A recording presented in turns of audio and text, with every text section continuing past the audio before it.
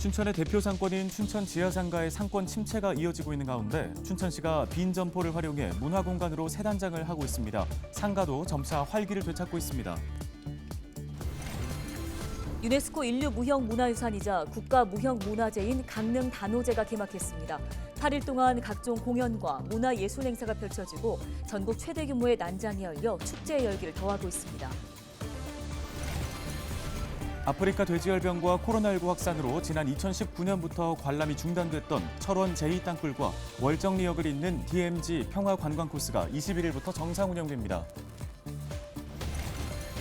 일본이 원전 오염수를 방류한다는 소식이 전해지면서 천일염 풍기 현상이 도내에서도 현실화되고 있습니다.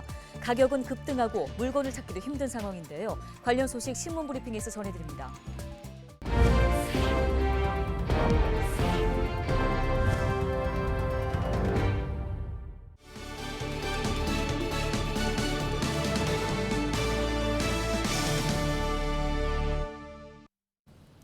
시청자 여러분 안녕하십니까? 헬로티비 뉴스입니다. 춘천의 대표적인 상권인 춘천 지하상가가 침체되고 있다는 소식을 전해드린 바 있는데요.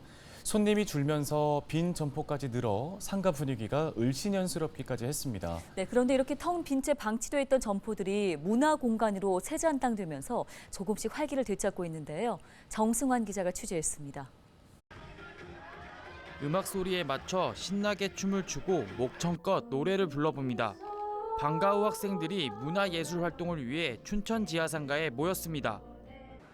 저는 지금 춘천 지하상가에 나와 있습니다. 이곳은 원래 빈 점포들이 늘어서 있던 곳인데 보시는 것처럼 지금은 청소년 밴드 연습실을 비롯한 문화공간으로 활용되고 있습니다. 빈 점포를 리모델링해 만든 연습 공간에서는 매주 밴드 외에도 노래, 댄스, 연극 등 다양한 장르의 청소년 문화예술 교육이 진행되고 있습니다. 기체조 등 어르신들을 위한 프로그램과 지역 작가들이 참여하는 전시전도 운영됩니다. 시민들 입장에서는 이러한 문화공간, 시민들의 건강을 위해서 이런 장소로 제공되는 것에 대해서는 긍정적으로 생각하고 있습니다. 춘천시는 2020년부터 지하상가 내 빈 점포들을 문화예술 공간으로 재조성하는 중앙로 상상 언더그라운드 사업을 추진하고 있습니다. 춘천시 원도심 도시재생 정책의 일환으로 추진된 이번 사업에는 시 예산 15억 원이 투입됐습니다.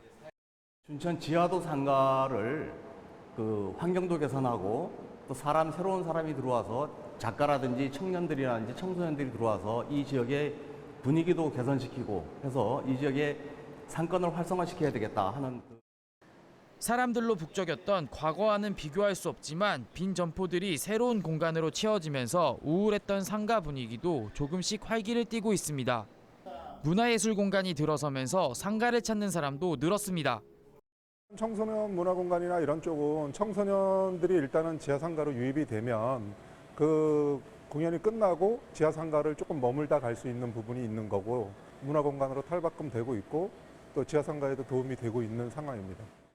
춘천시는 앞으로 지하상가 이미지 개선을 위해 예산 1억 3천만 원을 들여 시설 보수 등 환경 개선 사업을 추진할 계획입니다.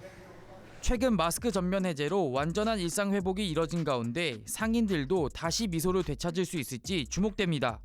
헬로티비 뉴스 정승환입니다. 강릉 지역 최대 축제인 강릉 단오제가 개막했습니다. 코로나19 이후 모든 행사가 정상적으로 개최되는 건 이번이 처음인데요. 네, 행사장에는 시민과 관광객들이 몰리면서 신명나는 축제 한마당이 펼쳐지고 있습니다. 최성식 기자가 현장 취재했습니다.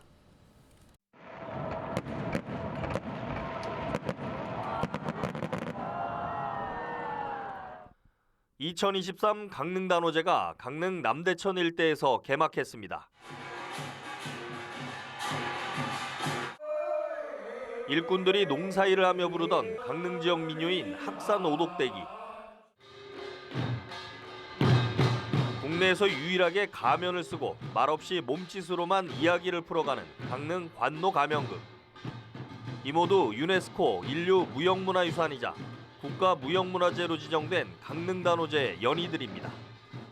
창포 삶은 물에 머리를 감으며 옛 풍습을 체험해봅니다. 한복을 곱게 차려입은 아이들은 단오부채 그리기에 흠뻑 빠졌습니다. 기분이 좋아지고 행복해져요. 단오장에서만 맛볼 수 있는 수리취떡과 단오 신주 시식 코너에는 체험객들의 발길이 끊이질 않습니다. 코로나 하고 나서 이게 변화도 많고 너무 진짜 먹거리도 많고 볼 것도 더 많아지고 그랬네요. 모든 게 다 너무너무 행복하네요. 그러니까. 올해 처음으로 강릉 무형문화유산관도 마련됐습니다.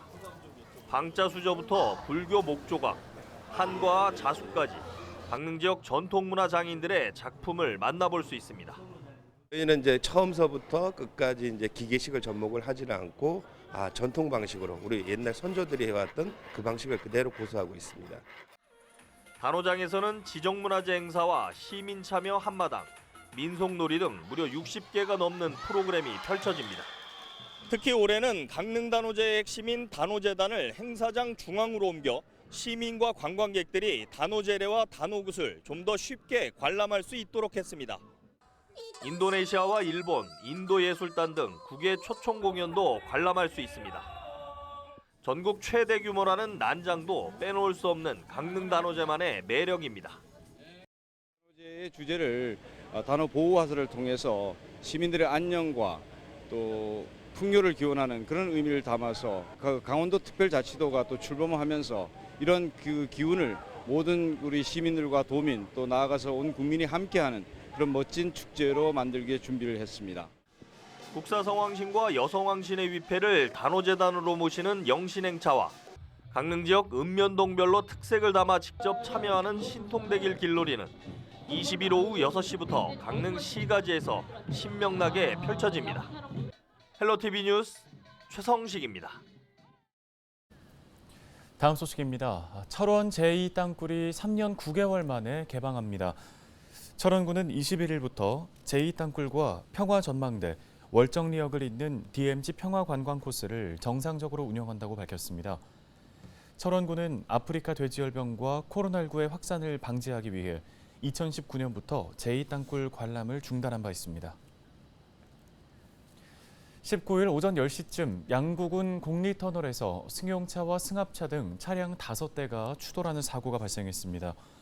이 사고로 40대 A씨 등 5명이 크고 작은 부상을 입고 병원으로 옮겨졌습니다. 경찰은 운전자와 목격자 등을 상대로 정확한 사고 경위를 조사하고 있습니다. 19일 새벽 4시 20분쯤 강릉 사천 인근 해상에서 어선끼리 충돌해 선장이 물에 빠지면서 어선이 표류하는 사고가 발생했습니다. 물에 빠진 선장은 다행히 상대 어선에 의해 구조됐습니다. 해경은 선장이 없는 상태로 시속 30km의 속도로 운항하던 어선은 수색을 통해 인양했고 2차 사고도 막았다고 밝혔습니다.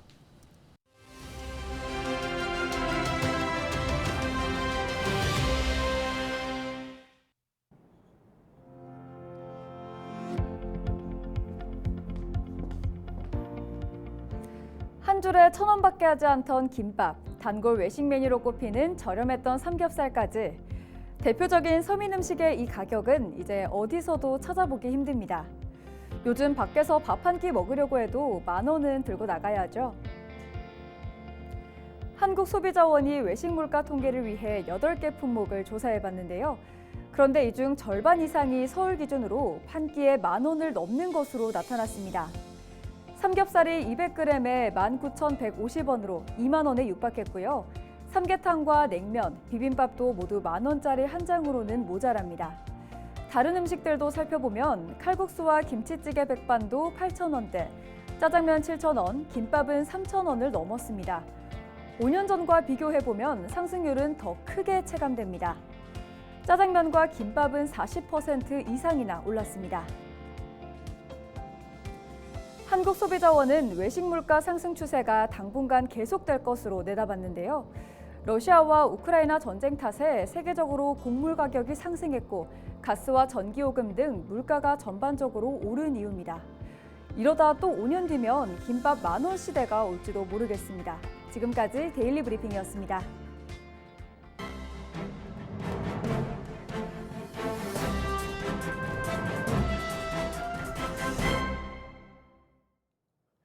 강원일보 19일자 기사입니다. 마트매대 텅, 오염수 공포에 천일염 품귀라는 기사인데요.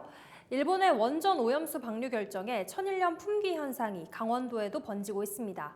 방류 전에 미리 사두자라는 건데요. 천일염 가격은 한 달 새 2배 가까이 뛰었고 곳곳에서 품절이 발생하면서 구하기도 어렵습니다. 자세한 내용 보시죠. 마트 관계자는 아예 물건이 동이 났다면서 공급처에서 주문을 취소하는 일이 반복되고 있어서 언제 재고 확보가 가능할지 알 수 없다고 말했습니다. 원주의 한 대형마트는 최근 천일염 판매대를 설탕 매대로 전환하기도 했습니다. 실제로 소금 판매량은 최근 한 달 새 크게 늘었는데요. 도내 6개 지점을 둔 대형마트의 천일염 매출은 118.5% 상승했고요. 지난 7일부터 13일까지 온라인에서 판매된 소금 거래액은 전주 대비 817% 급증했습니다. 수요가 급증하다 보니 가격도 천정부지로 솟고 있는데요. 춘천 중앙시장에서 판매되는 굵은 소금 5kg 가격은 최근 한 달 새 30% 올랐고요. 국내산 천일염 20kg은 18일 현재 6만 원 수준으로 2배 이상 비싸졌습니다. 전문가들은 과도한 공포 마케팅에 제동을 걸어야 한다고 지적하고 있는데요. 천일염 품귀 현상은 근거 없는 공포심, 불안감에 의한 것이라며 정부가 나서서 해양 오염도를 조사해 발표하는 식으로 소비자들의 불안감을 잠재울 필요가 있다고 말했습니다. 다음은 강원도민일보 19일자 기사입니다. 플라이강원 회생 결정, 도내 국내외 기업 8곳 눈독이라는 기사인데요. 여객기 운항을 전면 중단한 플라이강원이 회생 절차를 통해 재기의 발판을 마련하게 됐죠. 과연 어느 기업이 플라이강원을 인수하게 될까요? 관련 내용 보시겠습니다. 업계에 따르면요, 플라이강원 인수와 관련해 관심을 보이는 기업은 당초 1,000억 원 투자 MOU를 체결했던 사모펀드 운용사를 포함해 총 8곳 안팎의 기업이 인수 의향을 갖고 있는 것으로 알려졌습니다. 이 중에는 도내에 기반을 둔 건설사와 중견 해운사는 물론 국내외 기업이 인수를 검토 중인 것으로 전해졌고요. 플라이강원은 인수 예정자와 조건부 투자 계약을 하고 공개 입찰을 통해 인수자를 최종 확정하는 방식으로 M&A를 진행한다는 계획입니다.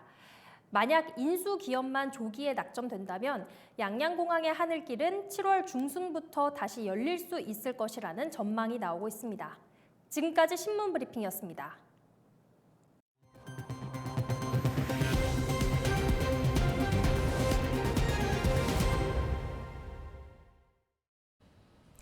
정선군에 위치한 농가 2곳에서 올해 도내에서 2번째로 과수화상병이 발생했습니다. 강원특별자치도 농업기술원은 16일 발생 구역 5km 이내에 대한 정밀 예찰을 추진한다고 밝혔는데요.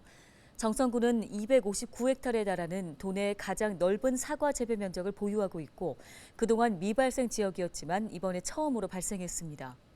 과수화상병은 27도에서 32도씨에서 발현이 가장 잘 되는 세균병으로 발생 빈도는 6월이 가장 높습니다. 동해시가 무릉 건강숲 내의 물놀이터인 동해 무릉 오선여탕을 다음 달 12일에 개장합니다. 무릉 오선여탕은 무릉 계곡수와 지하수를 활용한 물놀이 시설로 야외 풀장 5개와 매점, 화장실 등 부대 시설이 운영됩니다. 오전 9시부터 오후 5시까지 운영되며 무료로 이용할 수 있는데요. 무릉 오선여탕은 다음 달 12일부터 8월 20일까지 운영합니다. 동해시가 관내 농업인 1,600여 명에게 농업인 수당 70만 원을 지급합니다. 지급 대상은 2년 이상 동해시 내에 주민등록이 돼 있고 농업 경영체에 등록돼 있는 농업인입니다. 다만 경영주나 배우자의 농해 소득이 3,700만 원 이상인 농업인은 제외되는데요. 농업인 수당은 동해페이로 오는 23일에 지급될 예정입니다. 인제군이 오는 8월부터 갯골 자연휴양림 운영을 시작합니다. 인제군은 인제읍 남북리 갯골 일원에 숙박시설과 캠핑센터 등을 조성하는 갯골 자연휴양림 사업이 마무리 작업에 들어갔다고 밝혔습니다. 인제군은 예약 시스템 구축, 휴양림 종사자 교육 등을 거쳐 오는 8월 시범 운영을 시작할 계획입니다.